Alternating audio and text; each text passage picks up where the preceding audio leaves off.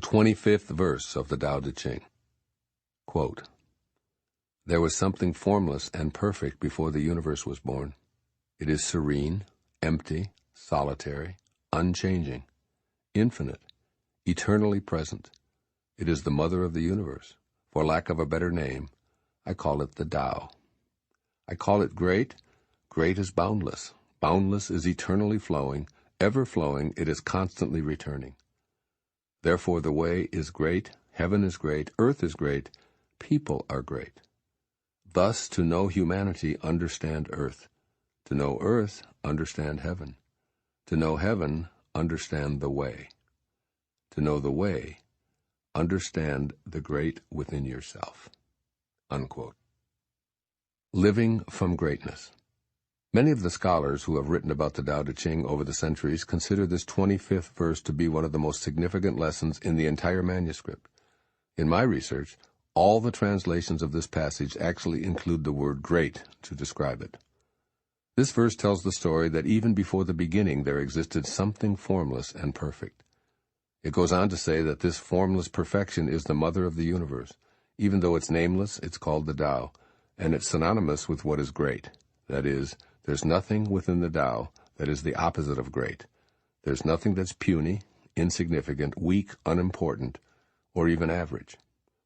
The story appears to want the reader to realize there's a pure, timeless energy that's within everything on the planet, and that remains uncontaminated by the solid appearance of form.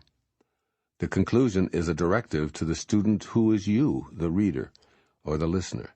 To know this formless perfection, you must understand the great within yourself.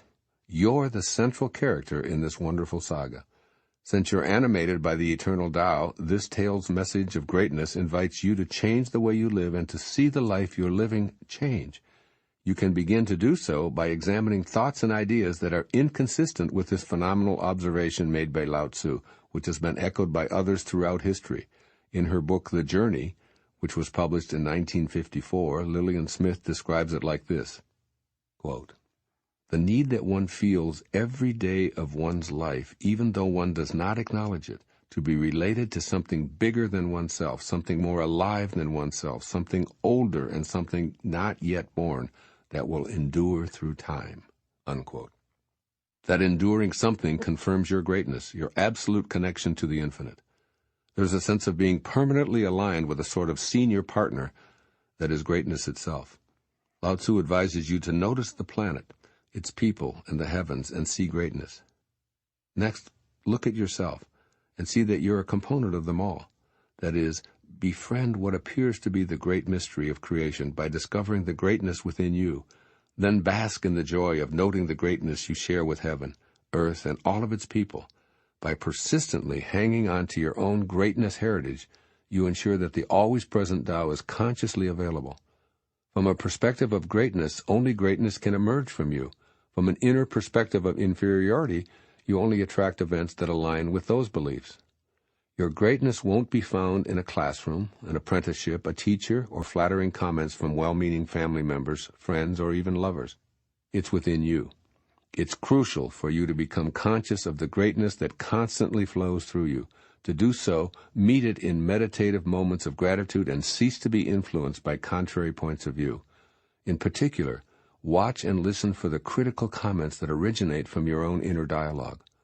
When such thoughts emerge in your mind, let them tell you what they want. If you allow those not-so-great notions to speak, you'll always discover that what they really want is to feel good. Give them the time they need to trust that there's no payoff for their existence, and they will happily merge into the greatness within you. Accessing this quality allows you to participate in the greater whole, where the power of the Tao flows unimpeded by fearful self-judgment. Change the way you live by tapping into this greatness, and the life you're living will literally change.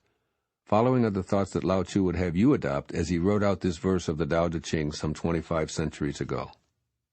First and foremost, trust in your own greatness. You are not this body you occupy, which is temporarily on its way back to the nowhere from which it came. You are pure greatness, precisely the very same greatness that creates all of life. Keep this thought uppermost in your mind, and you'll attract to yourself these same powers of creation. The right people will appear. The exact events that you desire will transpire. The financing will show up.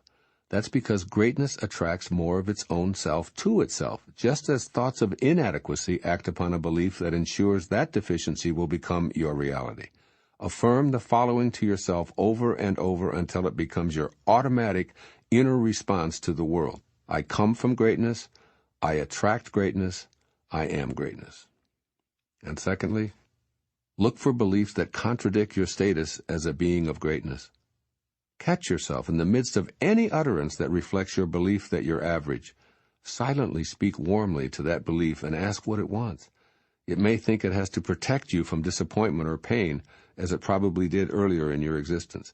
But with continued accepting attention, the feeling will always eventually admit that it wants to feel great. So let it. You're good enough to withstand the passing disappointments and pain that afflict life on this planet, but trying to protect yourself by believing that you don't embody greatness is overkill. Look for these misbeliefs and give them the chance to transform to what they and you really want. Whatever you desire to become or attract to yourself, make the internal shift from "it probably won't happen for me" to "it's on its way." Then begin the process of looking for even minute evidence that what you desire is indeed on its way.